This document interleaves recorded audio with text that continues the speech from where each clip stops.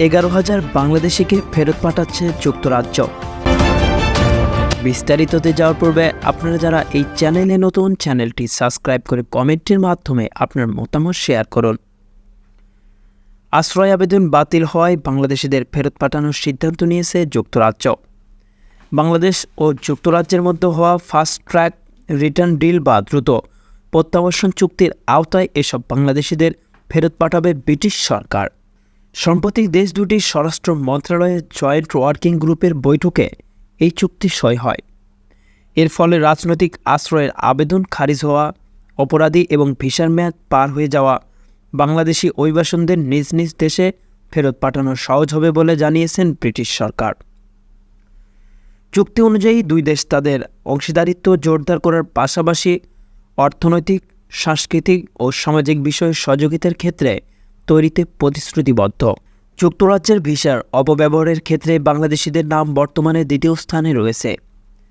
তাই দুই দেশের দ্রুত প্রত্যাবাসন চুক্তির আওতায় তাদের ফেরত পাঠানোর সিদ্ধান্ত নিয়েছে যুক্তরাজ্য। তথ্য বলেছে 2023 সালের মার্চ থেকে প্রায় এই বছরে মার্চ মাস পর্যন্ত এক বছরে 11,000 বাংলাদেশি ব্রিটেনে রাজনৈতিক আশ্রয়ে আবেদন করেছে। যারা রাজনৈতিক আশ্রয়ে আবেদন করেছে তাদের মাত্র 5% আবেদন সফল হয়েছে। ব্রিটিশ সরকার বলেছেন, শিক্ষার্থী, কর্মী বা ডিজিটাল ভিসা নিয়ে এসব বাংলাদেশিরা এসেছে।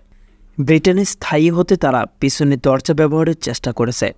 এদিকে যৌথ ওয়ার্কিং গ্রুপের বৈঠকে যুক্তরাজ্য সরকারের এক সংবাদ বিজ্ঞপ্তিতে বলা হয়েছে, ঢাকায় বাংলাদেশের প্রধানমন্ত্রী শেখ হাসিনা এবং যুক্তরাজ্যে ইন্দো প্যাসিফিক বিষয়ক মন্ত্রী অ্যান-মেরি ট্রাভেলিয়ান্সের মধ্যে সাম্প্রতিক এক বৈঠকের ভিত্তিতে ওয়ার্কিং গ্রুপটি তৈরি হয়েছে। অনিয়মিত অভিবাসনের ক্ষেত্রে বাংলাদেশিদের জিরো টলারেন্স বা শূন্য সহনশীলতা নীতি রয়েছে। ওই সময় ফাস্ট ট্র্যাক রিটার্ন চুক্তিতে সম্মতি দেয় বাংলাদেশের সরকার প্রধান। যৌথ ওয়ার্কিং গ্রুপের বৈঠকের বিষয়ে যুক্তরাজ্যের অনিয়মিত অভিবাসন বিষয়ক মন্ত্রী মাইকেল টমলিনসন বলেন, অনিয়মিতভাবে আসা বা থাকা বন্ধ করার জন্য ডিপোর্ট বা প্রত্যাবাসন প্রক্রিয়াকে গতিশীল করা আমাদের পরিকল্পনাটির একটি গুরুত্বপূর্ণ অংশ। বাংলাদেশ আমাদের গুরুত্বপূর্ণ অংশীদার এবং একটি দারুণ বিষয় নিয়ে যে আমরা তাদের সঙ্গে প্রত্যাবাসনকে গতিশীল করা সহ আরও বিভিন্ন বিষয়ে আমাদের সম্পর্ক জোরদার করেছি।